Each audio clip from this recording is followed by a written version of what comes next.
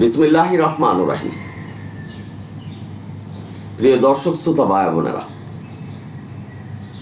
QM Quranic message YouTube channel থেকে আপনাদের সালাম জানাচ্ছি। সালামুন আলাইকুম।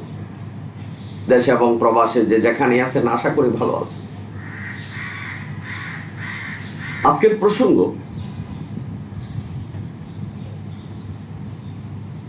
যে আল্লাহর বিধানের বা আল্লাহর নির্দেশনার প্রতি যদি কোনো অজুহাত দেখান তাহলে আল্লাহর আয়াতের অস্বীকারী হবেন, আল্লাহর হুকুমের অস্বীকারী হবেন। সুতরাং আল্লাহর বিধান, আল্লাহর নির্দেশনা আল্লাহ যেভাবে দিয়েছেন, যে সময়ের কথা বলেছেন সে সময় পালন করতে হবে, এর কোনো অজুহাত নেই।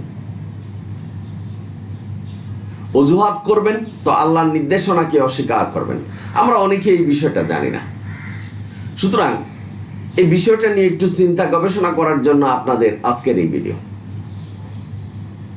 আমাদের সমাজে অনেকেই নামাজ পড়েন না, বিভিন্ন অজুহাত দেখাচ্ছেন।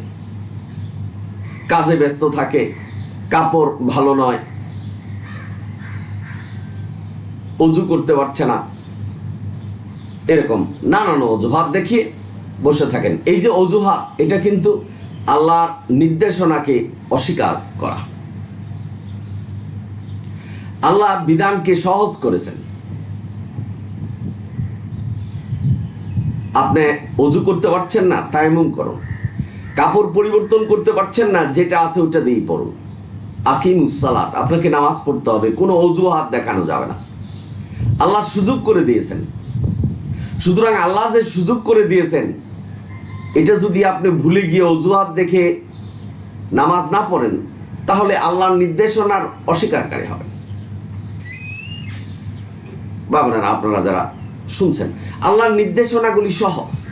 যেমন আল্লাহ শূকরের মাংস খাওয়া নিষেধ করেছেন, কিন্তু বিশেষ ক্ষেত্রে খেতে বলেছেন। এখন আপনি যদি গোঁড়ামি করেন যে না আমি মরে যাব তাও শূকরের মাংস খাবো না, তাহলে আল্লাহর নির্দেশনাকে উপেক্ষা করা হবে এবং এই শূকরের মাংস না খাওয়ার কারণে আপনাকে জাহান্নামে যেতে হবে। কারণ আল্লাহ বলছেন যে বিশেষ ক্ষেত্রে শূকরের মাংস খাওয়া যাবে। যেখানে পরিস্থিতি এরকম যে ওই মাংস ছাড়া আর কিছু নেই, ওটা খেয়ে আপনাকে বেঁচে থাকতে হবে। বাবারা, আপনারা যারা শুনছেন, সুতরাং অজু নেই তায়াম্মুম করুন। কাপড় পরিবর্তন করতে পারছেন না, ওই কাপড়েই পড়ুন। আকিমুস সালাত, সর্ব অবস্থায় সালাত কায়েম করতে হবে। আমি এই ভিডিওটা দেওয়ার উদ্দেশ্য হলো, আমি চারিদিকে দেখেছি মানুষ অজুহাত দেখাচ্ছেন আল্লাহর বিধানের প্রতি। বা বোনেরা, আপনারা যারা শুনছেন, মা বোনেরা যারা আছেন, তাদের মাসিক হচ্ছে। মোল্লাদের কথা শুনে আপনারা কি করছেন? নামাজ বর্জন করছেন এবং রোজা থেকে বিরত থাকছেন। এই নির্দেশনা কিন্তু কোরআন দেয়নি। সূরা মুমিনুন 34 নম্বর আয়াতে আল্লাহ বলছেন যে কোনো মানুষের আনুগত্য করা যাবে না। তো মোল্লাদের আনুগত্য করছেন। আল্লাহ যদি জিজ্ঞেস করেন, আমি কি কোরআনে বর্ণনা করেছিলাম যে তোমরা নামাজ ত্যাগ করো ওই সময় বা রোজা ত্যাগ করো? উত্তর কি দিবেন? বিপদে পড়বেন। সুতরাং মা বোনদেরকে আজকে এই QM Quranic message YouTube channel থেকে মেসেজ দিচ্ছি যে আপনাদের এই পিরিয়ডের সময় নামাজ পড়তে হবে এবং রোজা রাখতে হবে। কারণ নামাজ এবং রোজা থেকে বিরত থাকতে হবে, এই ধরনের নির্দেশনা কোরআন দেয়।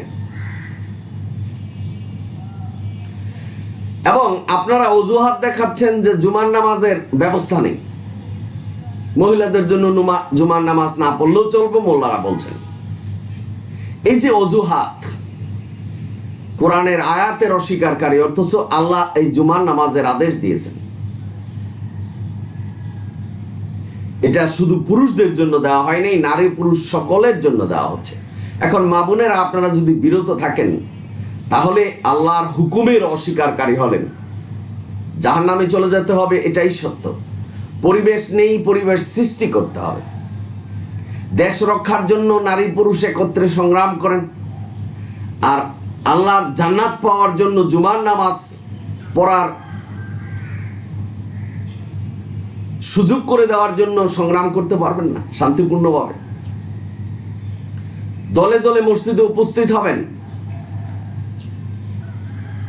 সংশ্লিষ্ট ব্যক্তিবর্গ মসজিদে আপনাদের জায়গা দিতে বাধ্য।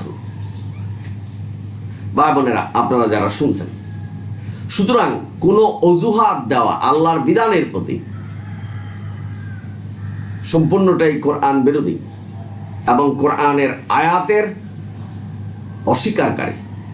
তার মানে কোরআনের একটা অক্ষর আপনি যদি অস্বীকার করেন, চলে যেতে হবে জাহান্নামে। এটাই সত্য। সুতরাং আজকে আমি এই সচেতন করার জন্য, বিষয়টা নিয়ে চিন্তা গবেষণার জন্য আজকের ভিডিও। আপনারা যারা শুনছেন, হজে যাবেন, অনেকে নানান অজুহাত দেখাচ্ছেন। অর্থ সম্পদ আছে, যে আমি যেতে পারবো না, আমার ভয় মনে হচ্ছে, আমি কি শক্তি পাবো কিনা। যদি আপনি ইচ্ছা পোষণ করেন যে আপনি শক্তি আছে, আপনাকে তো হেঁটে যেতে হবে না, আপনি ওইখানে গিয়ে তাওয়াফ করতে পারবেন, এতটুক করা সম্ভব। আর মানুষ আজকে হজের থেকে এসে অন্যান্যদেরকে বলে যে হজ করা যতটা সহজ মনে করছি এতটা সহজ নয়, যার জন্য মানুষ আর একটু ভয় পাচ্ছে। হজ কি? হজ হলো তাওয়াফ করা, আল্লাহর কোরআনের নির্দেশনা। আর যেগুলি মানুষ করছে এগুলি অনেকটাই অতিরঞ্জিত, যেটা কোরআনের নির্দেশনা নেই। বাবনারা, আপনারা যারা শয়তানকে পাথর মারা, হজরে আসওয়াতে চুমা দেওয়া, আরো অনেক কিছু আছে যেগুলি, মুজদালেফা যাওয়া, ওইখানে মাগরিবের নামাজ কাজা করে এশার নামাজের সাথে পড়া, এসব অনেক কিছু অতিরঞ্জিত আছে যা কোরআন দ্বারা নির্দেশনা নেই। এহরাম বাঁধা, যা হোক, এই ব্যাপারে আমি ভিডিও দিয়েছি ইতিমধ্যে। সুতরাং কোনো অজুহাত দেখাতে পারবেন না আল্লাহর বিধানের। যেমন রোজা, আপনি অজুহাত দেখালেন যে আমি অসুস্থ, আমার গ্যাস্ট্রিক আছে, আমি রোজা রাখতে পারবো না। আল্লাহ বলছেন তোমার যখন গ্যাস্ট্রিক আছে, তুমি সমস্যায় থাকো, রোজা ভেঙে পেলে পরবর্তী সময় করো, এটাকে পূর্ণ করো। সহজ করেছেন। রোজা রাখতে পারছো না, একজন মিসকিনকে খাইয়ে দাও, রোজা হয়ে যাবে। বাবা, এই জিনিসটাও কিন্তু আমরা করছি না। অনেকে রোজা রাখতে পারছে না, দুর্বল, কিন্তু আল্লাহর যে হুকুম যে একজনকে খাওয়াতে হবে, সেটা আর করছেন না। বৃদ্ধ হয়েছেন, আপনার অর্থ সম্পদ আছে, আপনার রোজা রাখতে পারছেন না আপনার দুর্বলতার কারণে, একজনকে খাওয়াই দেন। আল্লাহ নির্দেশনা দিয়েছেন, আল্লাহ সহজ করেছেন। তাহলে রোজা কবুল হয়ে যাবে। আপনি রোজা রাখলেন, আপনি অসুস্থ হলেন, রোজা ভেঙে ফেলুন, এটা পরবর্তী সময় রাখুন। ভ্রমণে আছেন, রোজা ভেঙে ফেলুন, পরবর্তী সময় সেটাকে পূর্ণ করুন। আল্লাহ সহজ করেছেন। সুতরাং মানুষ যেন অজুহাত না করতে পারে, এর জন্য আল্লাহ সহজ করেছেন। ভাই বোনেরা, আপনারা যারা শুনছেন, এই যে বিবাহ আল্লাহর নির্দেশনা, একটি পুরুষ একটা বিবাহ করবে, কিন্তু আল্লাহ নির্দেশনা দিয়েছেন বহু বিবাহের। কারণ একজন নারী অসুস্থ হতে পারে, হঠাৎ করে অসুস্থ হতে পারে, আপনার প্রয়োজন, তখন আপনি কি করবেন? আল্লাহ বুঝেছেন যে পুরুষের এই অসুবিধা হবে, তাদের জন্য বহু বিবাহের নির্দেশনা দিয়েছেন। এখন নারীরা হয়তো বলতে পারবেন আমাদের তো বহু বিবাহের নির্দেশনা দেয়নি। অবশ্যই দিয়েছে। আপনি তালাক প্রাপ্ত হলে আপনি অন্যত্র বিবাহ বুঝতে পারবেন, একটা কেন অনেক বহু বিবাহ করতে পারবেন। তবে আল্লাহর নির্দেশনা হলো এক স্বামীর থাকা অবস্থায় আরেক স্বামীকে নিতে পারবেন না। বহু বিবাহ আপনি করতে পারবেন, এক স্বামী থাকা অবস্থায় অন্য স্বামী নিতে পারবেন না। এটার বিস্তর ব্যাখ্যা আছে, আমি ওইদিকে যাচ্ছি না। সুতরাং আল্লাহ সুযোগ করেছেন, অজুহাত দেখানো যাবে না। আল্লাহর বিধানের প্রতি কোনো অজুহাত দেখানো যাবে না। বা বোনেরা, আপনারা যারা শুনছেন, সুতরাং প্রতিটা ক্ষেত্রে আল্লাহর যে কোনো বিধানের প্রতি যদি অজুহাত দেখান, তাহলে আপনি আল্লাহর নির্দেশনার অস্বীকারী হবেন, আল্লাহর আয়াতের অস্বীকারী হবেন। বা বোনেরা, আপনারা যারা শুনছেন, এই জাকাত, মাওলানা বলছেন যে জাকাত দাও। জাকাত দিবে কেমনে? জাকাত হলো সাদাকা করে জাকাত হতে হবে, শুদ্ধ হতে হবে, সাদাকা করতে হবে। আল্লাহ খুমুসের নির্দেশনা দিয়েছেন, সাদাকার নির্দেশনা দিয়েছেন, কাকে দিবেন সেই নির্দেশনা দিয়েছেন। এতিম, মুসাফির, দরিদ্র আত্মীয় স্বজন, পিতা মাতা, অভাবগ্রস্ত, তাদেরকে সাদাকা করো, অকাতরে দান করতে হবে আল্লাহ বলছেন। আল্লাহ কোরআনে বলছেন যে প্রয়োজনের অতিরিক্ত দান করতে হবে। বিভিন্ন উসিলায়, বিভিন্ন অজুহাতে এই কাজটা করছেন না মানুষ, যে আমার অনেক খরচ আছে, আমার সংসারই তো চলে না, আমি দান করবো কিভাবে? আপনার একটা কাছে 10 পয়সা দান করতে হবে, আল্লাহ দেওয়া সম্পদ থেকে দান করতে হবে। এটাই আল্লাহর নির্দেশনা। যদি কোনো অজুহাত করেন তাহলে আপনার আল্লাহর নির্দেশনাকে অস্বীকারী হবেন। বাবানেরা, আপনারা যারা শুনছেন, তবে সব কিছু কোরআন ভিত্তিক হতে হবে। কোরআন যা বলছেন সেটাই হতে হবে। অনুমান ভিত্তিক কোনো ইবাদত করা যাবে না। কারণ আল্লাহ বলছেন কুতিলাল খাররাসুন, যারা অনুমান করে, অনুমান ভিত্তিক ইবাদত করে, তারা জাহান্নামী। অনুমান কি আল্লাহ কোরআনে সব প্রকাশ করেছেন, কি করতে হবে কি করতে হবে না, সব নির্দেশনা আল্লাহ কোরআনে দিয়েছেন। সুতরাং আমরা মুসলমান, আমাদের দায়িত্ব হলো কোরআনকে বুঝে বুঝে পড়া, মুখস্থ করার বিষয় নয়। আপনার প্রয়োজনে আপনি মুখস্থ করুন, কিন্তু কোরআন কি বলছেন এটা আমাদের নিজের ভাষায় বুঝতে হবে। এটাই আল্লাহর নির্দেশনা। বাবানেরা, আপনারা যারা শুনছেন আজকের ভিডিও, আপনাদেরকে এই বিষয়টা, আমি যে বিষয়টা নিয়ে আলোচনা করছি, এটা চিন্তা গবেষণা করার জন্য আপনাদের আজকের ভিডিও। কোনো ব্যাপারে কোনো অজুহাত দেওয়া যাবে না। যেমন শীতের রাত্র আপনি অপবিত্র হলেন, আপনার ফরজ গোসলের প্রয়োজন। কোনো অজুহাত যে আমার তো ফরজ গোসল, আমি তো গোসল করতে পারছি না, তা আমি নামাজ পড়বো কিভাবে? আল্লাহ বলছেন ওই অবস্থায় যদি অজুও করা না যায় তাহলে তায়াম্মুম করে ওই অবস্থায় নামাজ পড়তে হবে। আপনি যদি বলেন মাশাআল্লাহ আমি তো অপবিত্র, আমি নামাজ পড়বো কেন? আল্লাহ নির্দেশনা দিয়েছেন যে তুমি ওই অবস্থায় তায়াম্মুম করে নামাজ পড়ো যদি আশঙ্কা থাকে যে তুমি অসুস্থ হবে বা অসুস্থ আছো। এটা তো আল্লাহর নির্দেশনা। এখন আপনি যদি অজুহাত দেখান যে আমি অপবিত্র, আমার ফরজ গোসল হয়নি, পারিনি, আমি নামাজ পড়বো না, তাহলে আল্লাহ যে সহজ করেছেন, আল্লাহ যে বলছেন যে তুমি তায়াম্মুম করে অবস্থায় নামাজ পড়ো, আপনি আল্লাহর ওই নির্দেশনাকে উপেক্ষা করলেন। আর আল্লাহর নির্দেশনা উপেক্ষা করা মানে জাহান্নামে চলে যাওয়া। সুতরাং ভাই বোনেরা, কোনো অজুহাত দেখানো যাবে না আল্লাহর হুকুমের প্রতি।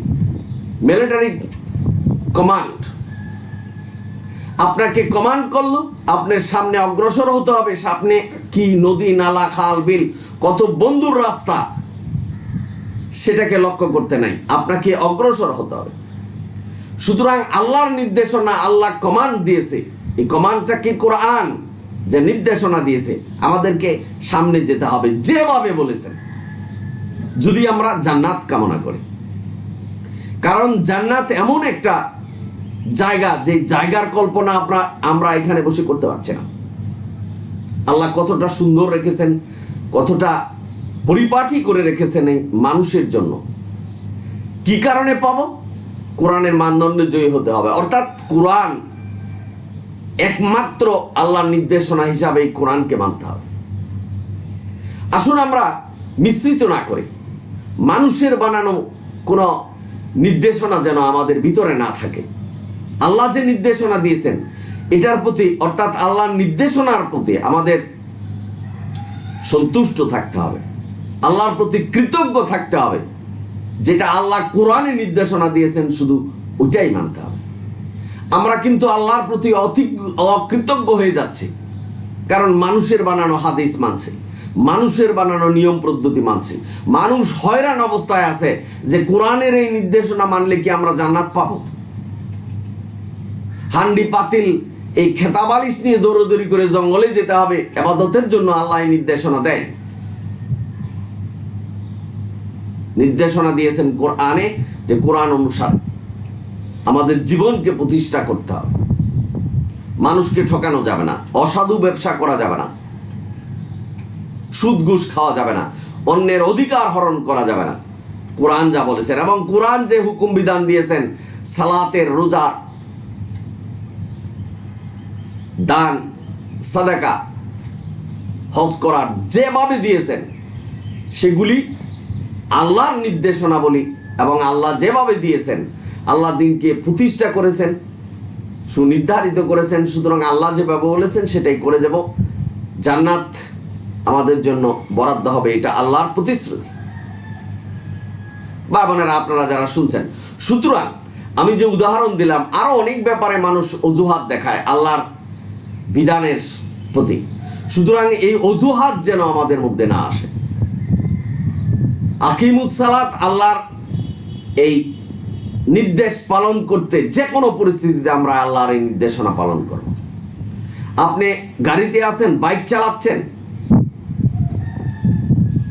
ওযু করতে পারছেন না, ওই অবস্থায় নামাজের যে দোয়া দরুদ আছে এগুলি পড়ে আপনার ইশারায় নামাজ আদায় করুন, আল্লাহর হুকুম বিধান পালন করুন। বা বোনেরা, আপনারা যারা শুনছেন, সুতরাং আল্লাহর বিধানের প্রতি কোনো অজুহাত নেই, কোনো অজুহাত দেখাবেন না। বা বোনেরা, আপনারা যারা শুনছেন, তওবা করুন, ফিরে আসুন, আল্লাহ তওবা কবুল করবেন।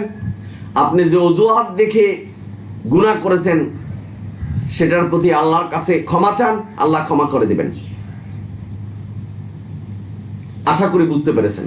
এরকম আপনাদের মনে যা আছে যে মানুষ অজুহাত দেখাচ্ছেন, এটা যেন আপনাদের ভিতরে না হয়। আসুন আমরা নিজেকে কোরআন দ্বারা সুপ্রতিষ্ঠিত করি এবং নিজেকে প্রতিষ্ঠা করি কোরআনের মাধ্যমে। আপনারা সকলেই ভালো থাকুন। যদি ভিডিও ভালো লাগে সাবস্ক্রাইব এবং শেয়ার করবেন। অনিল হামদুলিল্লাহ রাব্বিল আলামিন। সালামুন আলাইকুম।